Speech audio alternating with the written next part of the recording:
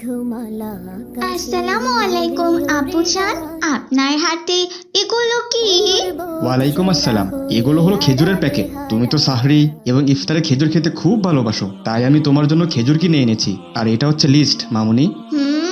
List? কিন্তু এটা কিসের লিস্ট আব্বুজান? এগুলো হচ্ছে সাদকাতুল ফিতরের লিস্ট, মামুনি। সাদকাতুল ফিতরে এবার কয়েকটা অসহায় পরিবারকে খাদ্য দিব, তারই লিস্ট করে রেখেছি। পরে আবার মনে থাকে না। অনেকে ঈদের পর বলেন, ভাই এবার তো আমাদের কথা ভুলেই গেছেন আপনি। তখন আমার খুব লজ্জা বোধ হয়, তাই আর কি লিস্ট করে রেখেছি। ও আচ্ছা, এ তো খুবই ভালো কথা আব্বুজান। আব্বুজান, আমার বন্ধু রোমার কথা তোমার মনে আছে তো? কেন মা, মনে থাকবে না কেন? তাকে তো আমি খুব ভালো করেই চিনি, রূপা ভাবির মেয়ে। তা ওর কি হয়েছে মা? ইয়া আল্লাহ, সত্যি আপনি তো ভুলেই গেছেন আব্বুজান। ওর তো কোনো কিছুই হয়নি। দেখেছেন আপনি কেমন ভুলে গেছেন? আমার বন্ধু রোমা তো অনেক গরিব। এই যে আঙ্কেল মালয়েশিয়ায় গেল, তারপর থেকে তো রূপা আন্টি আর রোমা বন্ধুর কোনো খোঁজ খবরই নেয়নি। কি যে হলো আঙ্কেলের কে জানে। এখন তো রূপা আন্টি বাধ্য হয়ে আব্দুল্লাহ ভাইয়াদের বাসায় কাজ করে। জানো তো আব্বুজান, রোমা 2 মাস থেকে প্রাইভেটের টাকা দেয়নি। এমনিতে নাকি শফিক চাচার দোকানে রোমাদের অনেক টাকা বাকি পড়েছে। সব মিলিয়ে ওদের খুব খারাপ অবস্থা চলছে। আর তুমি কিনা ওদের নামটা সাদকাতুল ফিতরের লিস্টে তোলোনি। ইয়া আল্লাহ, তাই তো আমার একদম মনে ছিল না মামুনি। আমি এক্ষুনি লিখে দিচ্ছি। আর হ্যাঁ, তুমি আর দেরি করো না মা, প্রাইভেটে যাও, নয়তো আবার দেরি হয়ে যাবে। আচ্ছা আচ্ছা ঠিক আছে আব্বুজান। আসসালামু আলাইকুম। ওয়ালাইকুম আসসালাম। এরপর রুকাইয়া রাস্তা দিয়ে হাঁটতে থাকে আর প্রাইভেট যাওয়ার জন্য রওনা হয়। তখনই রুমার সাথে তার দেখা হয়ে যায়। রোমা বন্ধু, রোমা বন্ধু, দাঁড়াও দাঁড়াও, একসাথে প্রাইভেটে যাব, দাঁড়াও। ঠিক আছে বন্ধু, তাড়াতাড়ি এসো, আর মাত্র 10 মিনিট বাকি। আসসালামু আলাইকুম বন্ধু। ওয়ালাইকুম আসসালাম। তুমি একা একা এলে যে, রাইসা আসেনি আজ? না না রোমা, আমি আসার সময় তো রাস্তার এপাশ ওপাশ ভালো করে দেখলাম, কিন্তু রাইসা বন্ধুকে তো কোথাও দেখতে পেলাম না। আমার মনে হয় রাইসা আমাদের আগেই চলে গেছে। আমারও কিন্তু এবার তাই মনে হচ্ছে। সে যাই হোক, তুমি আজকের পড়া কমপ্লিট করেছো তো রোকাইয়া? হ্যাঁ হ্যাঁ বন্ধু, বিজ্ঞান পড়া তো আমার একদম ঝরঝরা হয়ে গেছে। না না, আমি বিজ্ঞান পড়ার কথা বলছি না, আমি তো ইংলিশ পড়ার কথা বলছি। ওই যে মাইসেলফ একটা প্যারাগ্রাফ দিয়েছিল না স্যার, সেটা কি তোমার মুখস্থ হয়েছে? জি বন্ধু, হয়েছে। অনেক কঠিন, আমার তো মুখস্থই হয় না। আর তোমার কিনা এত তাড়াতাড়ি পড়া মুখস্থ হয়ে গেল। আচ্ছা, প্যারাগ্রাফটা বলো তো দেখি। আচ্ছা আচ্ছা ঠিক আছে বন্ধু, আমি এক্ষুনি বলছি। বিসমিল্লাহির রহমানির রহিম। Myself, my name is Rukaya. I am 7 years old. My father name is Kalam Islam and my mother name is Hafsa Begum. I have no siblings. That's why my parents love me a lot. My father is a businessman and my mother is a housewife. We are a happy family. Alhamdulillah. মাশাআল্লাহ, তোমার তো সত্যি মুখস্থ হয়ে গেছে বন্ধু, কিন্তু আমার তো মাথায় কিছুই নেই। স্যার পড়া ধরলেই তো বলতেই পারবো না। কোনো ব্যাপার না রুমা বন্ধু, এসব নিয়ে তুমি একদম চিন্তা করো না। আমি তোমাকে পড়া মনে রাখার দোয়া শিখিয়ে দিচ্ছি, কেমন? বিসমিল্লাহির রহমানির রহিম। রব্বিশ রাহলি সাদরি ওয়া ইয়াসরিলি আমরি ওয়াহলুল উকদাতাম মিন লিসানি ইয়াফকাহু কাওলি। এই দোয়াটি বেশি বেশি পাঠ করলে তোমার স্মৃতিশক্তি বাড়বে বন্ধু। এই দোয়াটি বেশি কঠিন মনে হলে তুমি রব্বি জিদনি ইলমা এটা করতে পারো। জাযাকাল্লাহু খাইরান। আর দেখে রাইসা আগে থেকে সেখানে বসে আছে। আসসালামু আলাইকুম রাইসা। ওয়ালাইকুম আসসালাম। তোমরা আজকে এত দেরি করলে কেন বন্ধু? আমি তো সে কখন থেকে তোমাদের জন্য অপেক্ষা করছি। আমি তো বাড়ি থেকে বের হওয়ার পর তোমাকে অনেক খুঁজেছি রাইসা, কিন্তু কোথাও দেখলাম না। পরে তো রুমার সাথে প্রাইভেটে চলে এলাম, যাই হোক, চলো চলো বই বের করে পড়া রিভিশন দিতে থাকি, নয়তো স্যার এসে অনেক রাগ হবেন। এরপর তারা সবাই মিলে ক্লাস করতে থাকে। দেখতে দেখতে রমজানের প্রায় শেষ দশক চলে আসে। রাইসা বাড়ি থেকে বের হয়ে রুকাইয়াদের বাড়িতে আসে। সে এসে দেখে রুকাইয়া ঘুমাচ্ছে। আসসালামু আলাইকুম আন্টি, রুকাইয়া কি অসুস্থ আন্টি? ওয়ালাইকুম আসসালাম। না তো মা, ও তো একদম সুস্থ আছে, আলহামদুলিল্লাহ। তাহলে রুকাইয়া বন্ধু এভাবে ঘুমাচ্ছে কেন আন্টি? তাও আবার এমন বিকেল বেলায়? এই সময় তো আমরা খেলা করতে যাই। আসলে রাইসা মামুনি, রুকাইয়া কাল সারা রাত জেগে ইবাদত করেছে। রমজানের শেষ দশকে রাত জেগে ইবাদত করতে হয়, জানো তো। আর সবে কদর তালাশ করতে হয়। ভোরবেলা সাহরি খেয়ে নামাজ পড়ে কোরআন তিলাওয়াত করে মেয়েটা সকালে আবার পড়তে বসেছিল। পড়া শেষ করে গোসল করে জোহরের সালাত আদায় করে সে ঘুমিয়ে পড়েছে। হয়তো খুব ক্লান্ত, তাই ওকে আর আমি ডাকিনি মা। মাশাআল্লাহ, এ তো খুবই ভালো কথা। তাহলে আমি আজকে আসি আন্টি। রুকাইয়া বন্ধু ঘুম থেকে উঠলে বলবেন আমি এসেছিলাম। এই বলে রাইসা সেখান থেকে চলে যায়।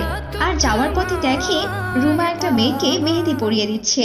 এসব দেখে রাইসা রুমার কাছে আসে।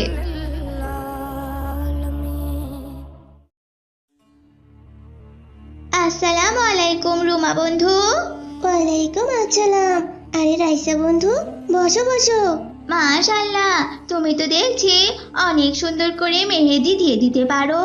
পার্লারের থেকেও বেশ সুন্দর হয়েছে। জানো তো রুমা, গতবার ঈদে আমি আমার চাচি আম্মার পার্লারে গিয়েছিলাম, তাও আবার মেহেদি দিতে। চাচি আম্মা আমার পুরো হাতে মেহেদি দিয়ে দিয়েছিল, কিন্তু তোমার মতো এত সুন্দর করে মেহেদি দিয়ে দিতে পারেনি। জাজাকাল্লাহু খায়রান। রুমা বন্ধু, আমাকে তুমি এবার চাঁদ রাতে মেহেদি দিয়ে দেবে তো? হ্যাঁ বন্ধু, ঠিক আছে, কিন্তু তোমাকে চাঁদ রাতের দিন সকাল সকাল আমাদের বাড়িতে আসতে হবে কিন্তু, কারণ বিকেল বেলা থেকে আশেপাশে সবাই আমার কাছে এসে ভিড় জমায় মেহেদি দেওয়ার জন্য।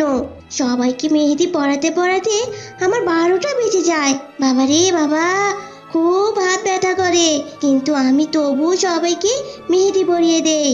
মেহেদি ছাড়া ঈদ যেন জমেই না। ঠিক আছে বন্ধু, আমি আসার চেষ্টা করব। তুমি তো জানোই আমার আম্মি জান তোমাদের বাড়িতে আসার কথা শুনলেই খুব রেগে যায়। তুমি আন্টিকে না বলে কখনো এসো না বন্ধু, কারণ বড়দের না জিজ্ঞেস করে কোথাও যাওয়া উচিত নয়। বড়রা যা বলেন তা আমাদের ভালোর জন্যই বলেন। তুমি একদম ঠিক কথা বলেছো রুমা বন্ধু। আরে আরে রুকাইয়া বন্ধু, তুমি এসে গেছো। এই দেখো রুমা কত সুন্দর করে মেহেদি পরাতে পারে। আমি তো ভাবছি এই বাড়িতে আমি রুমা বন্ধুর কাছ থেকে মেহেদি পরিয়ে নিব। তুমি হাতে মেহেদি দেবে না রুকাইয়া? কেন নয় রাইসা বন্ধু, নিশ্চয় দেব। মাশাআল্লাহ, সত্যি তো রুমা অনেক সুন্দর ডিজাইন করে মেহেদি দিতে পারে। একদম ইউনিক একটা ডিজাইন। রুমা বন্ধু, চাঁদ রাতে তুমি আমাকে মেহেদি পরিয়ে দিবে, কেমন? ইনশাআল্লাহ বন্ধু। এভাবেই দেখতে দেখতে চাঁদ রাত চলে আসে। রাইসা, রাবেয়া, রুকাইয়া সবাই রুমাদের বাড়িতে আসে মেহেদি দিতে। রুমা বন্ধু, তুমি কি মেহেদি কিনেছো? তোমার আশেপাশে তো কোনো মেহেদি দেখছি না।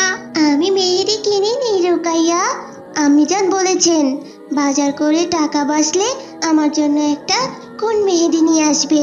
আমার আব্বু জান একটু পরেই বাজার দিয়ে যাবে রুমা। রূপা আন্টিকে কষ্ট করে বাজার করতে হবে না। আর মেহেদির জন্য তুমি একদম চিন্তা করো না, আমাদের কাছে তো অনেকগুলো মেহেদি আছে। এতগুলো মেহেদি আমরা হাতে দিয়ে শেষ করতে পারবো না, তাই আমাদের সবার থেকে তোমাকে অর্ধেকটা মেহেদি দেব। তাহলে তোমাকে আর মেহেদি কিনতে হবে না বন্ধু। সত্যি তুমি খুব ভালো বন্ধু রুকাইয়া, জাযাকাল্লাহু খায়রা। এরপর রুমা প্রথমে রাইসাকে মেহেদি পরিয়ে দেয়, তারপর এক এক করে রুমা সবাইকে মেহেদি পরিয়ে দেয়। এভাবে তাদের মাঝে ঈদের আনন্দ ফুটে ওঠে। সবাই হাসি খুশিতে ঈদের আনন্দে মেতে ওঠে। তো বন্ধুরা, আমাদের আজকের গল্পটি তোমাদের কাছে কেমন লেগেছে আমাদের গল্পটি ভালো লেগে থাকলে অবশ্যই একটি লাইক করে দেবে আর আমাদের ছোট্ট চ্যানেলটি সাবস্ক্রাইব করে দেবে।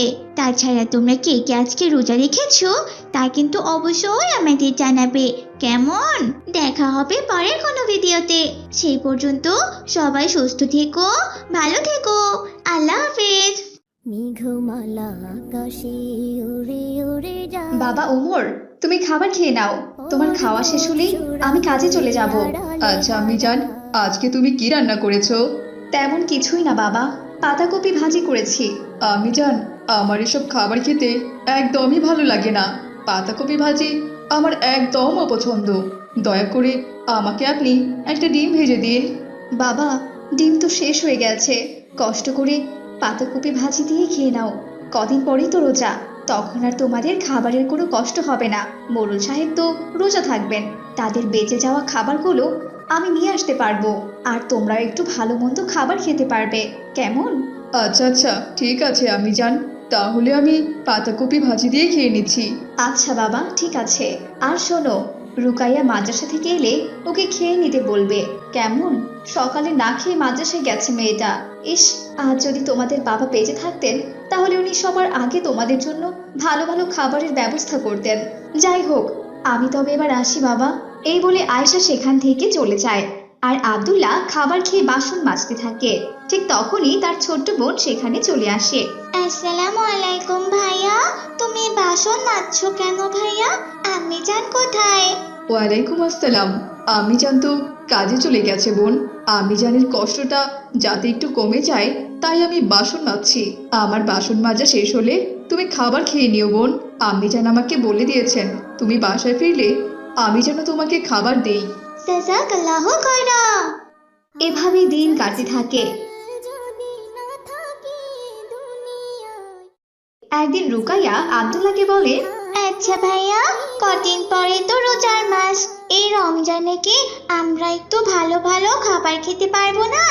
আমি তো সবার থেকে শুনেছি সবাই নাকি রমজান মাসে ইফতারিতে ছোলা বুট, বুরিন্দা, জিলাপি, বেগুনি, তারপর রুয়াফজা, শরবত, আপেল, কমলা এসব খায়।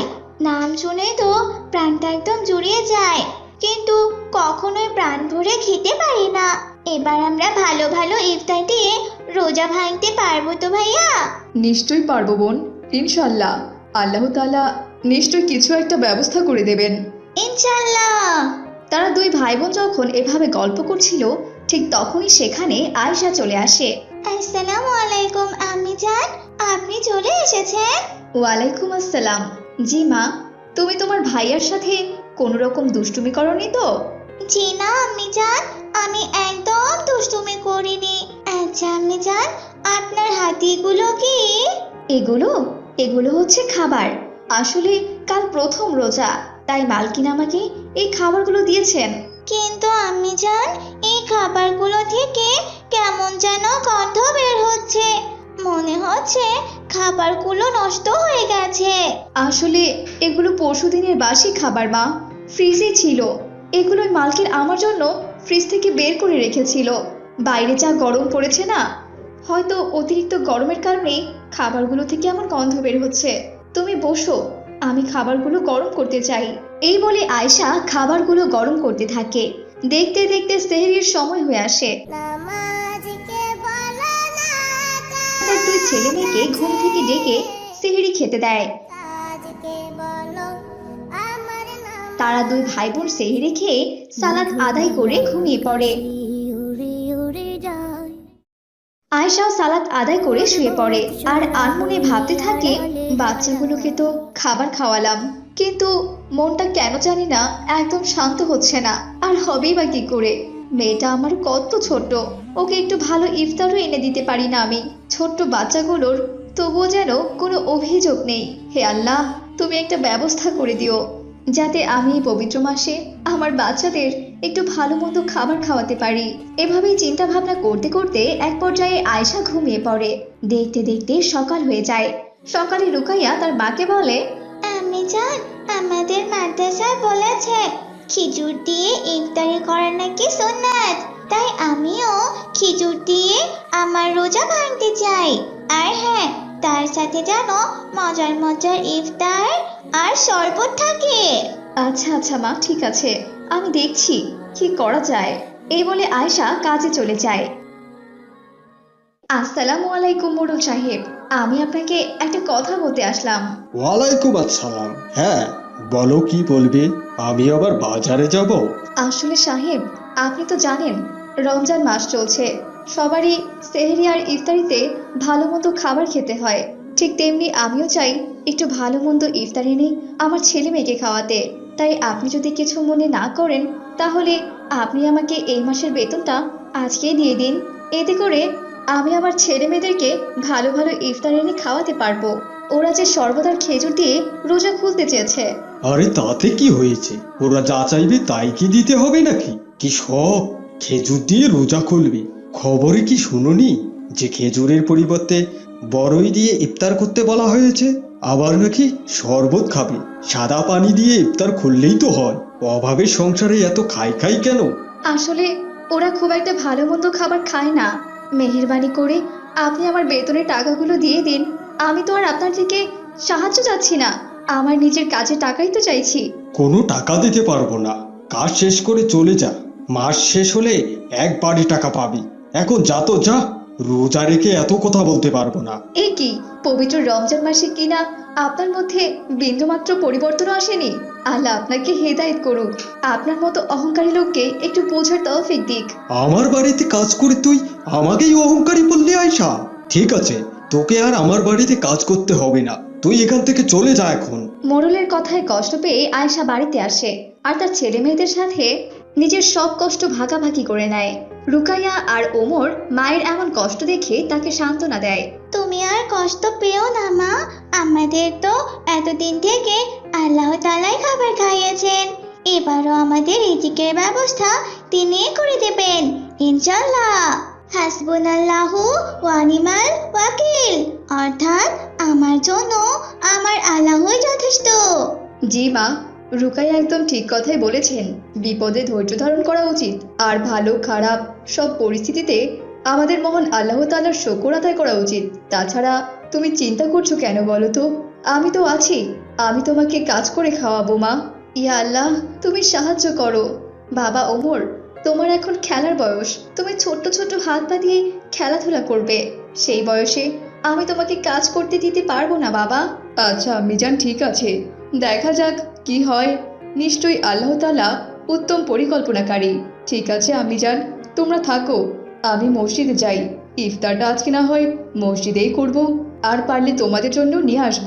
ইমাম সাহেবকে বললে তিনি নিশ্চয়ই সাহায্য করবেন ইনশাল্লাহ। এই বলে ওমর বাড়ি থেকে বেরিয়ে পড়ে।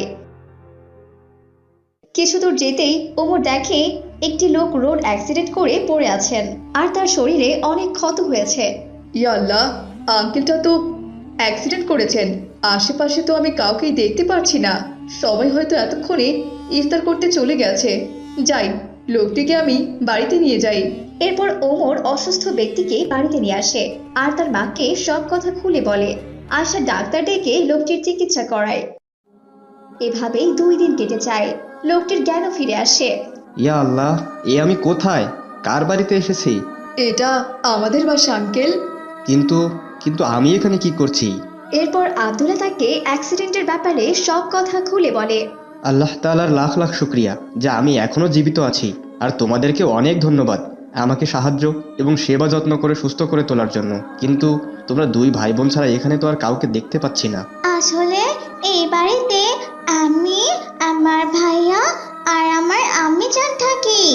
আসলে আমার বাবা মারা গেছেন, তাই আম্মি জান কাজের খোঁজে বেশিরভাগ সময়ে বাইরে থাকেন। জানেন আঙ্কেল, আম্মি জান তো কোনো কাজই খুঁজে পাচ্ছেন না। তাহলে তোমরা কিভাবে খেয়ে পড়ে বেঁচে আছো? প্রতিবেশীদের থেকে আমরা খাবার চেয়ে খাই। তাছাড়া এখন তো রমজান মাস, সারাদিন অনায়াসে রোজা রেখে কাটিয়ে দেওয়া যায়। আর সন্ধ্যায় তো ভাইয়া মসজিদ থেকে আমাদের জন্য ইফতার নিয়ে আসেন। ইয়া আল্লাহ, তবে কি তুমি এই অসহায় পরিবারকে সাহায্য করতেই আমাকে এখানে পাঠিয়েছো? আমি এদের আমার বাড়িতে নিয়ে যাব। আমারও তো কোনো সন্তান নেই। হাফসা এই বাচ্চাগুলোকে দেখলে নিশ্চয়ই অনেক খুশি হবে। এই পবিত্র রমজানে আমরা বাচ্চা কাচ্চার ভালোবাসা পাবো, আর এই অসহায় বাচ্চারা ভালো ভালো খাবার এবং পোশাকের সাথে হাফসার ভালোবাসাও পাবে। আরে ভাই, আপনি সুস্থ হয়েছেন? জি বোন, আপনার সেবায় এবং আল্লাহর রহমতে আমি এখন অনেক সুস্থ। আপনি কিছু মনে না করলে আপনাকে একটা কথা বলতে চাই। জি ভাই, বলুন। আসলে আমি আর আমার স্ত্রী আমাদের বাড়িতে একাই থাকি, আমাদের কোনো সন্তান নেই। আর তাছাড়া আপনার বাচ্চারাও অনেক অভাব অনটনে দিন কাটাচ্ছে। তাই আমি চাই আমি আপনাদের নিয়ে আমার বাসায় যাব, সেইখানে আপনাকে কোনো কাজ করতে হবে না বোন। আর বাচ্চারাও ভালোভাবে লেখাপড়া করতে পারবে, ওদের দেখলে আমার স্ত্রী অনেক খুশি হবেন। কালামের কথায় আয়শা রাজি হয়ে যায় আর তারা কালামের সাথে তাদের বাড়িতে যায়। এত বড় বাড়ি দেখে বাচ্চারা অবাক হয়ে যায়। দেখতে দেখতে ইফতারের সময় হয়ে আসে। টেবিলে অনেক খাবার দেখে রুকাইয়া বলে, ইয়া আল্লাহ, তোমার লাখ লাখ শুক্রিয়া আমাদের এত ভালো ভালো ইফতার দেওয়ার জন্য। আমি তো কোনোদিনও ভাবিনি যে আমিও কোনোদিন এরকম খাবার খেতে পারবো। সকল প্রশংসা মহান আল্লাহ তাআলার। আলহামদুলিল্লাহ। তো বন্ধুরা, আমাদের আজকের গল্পটি তোমাদের কাছে কেমন লেগেছে? গল্পটি ভালো লেগে থাকলে একটা লাইক করে দিও। আর তোমরা কে কে আজকে রোজা ছিলে তা অবশ্যই কমেন্টে জানিয়ে দিও। দেখা হবে পরের কোনো ভিডিওতে। সেই পর্যন্ত সবাই সুস্থ থেকো। সালামু আলাইকুম বন্ধুরা, আমাদের ভিডিওগুলো যদি তোমাদের ভালো লাগে তাহলে লাইক, কমেন্ট এবং বেশি বেশি শেয়ার করো। আমাদের সাথে এমন নতুন নতুন দোয়া শিখতে আমাদের চ্যানেলটি সাবস্ক্রাইব করে রাখো এবং পাশে থাকা বেল আইকনটি ক্লিক করে রাখো, যাতে করে আমরা নতুন ভিডিও ছাড়লেই তোমরা বুঝতে পারো। আসসালামু আলাইকুম। সবাইকে ধন্যবাদ।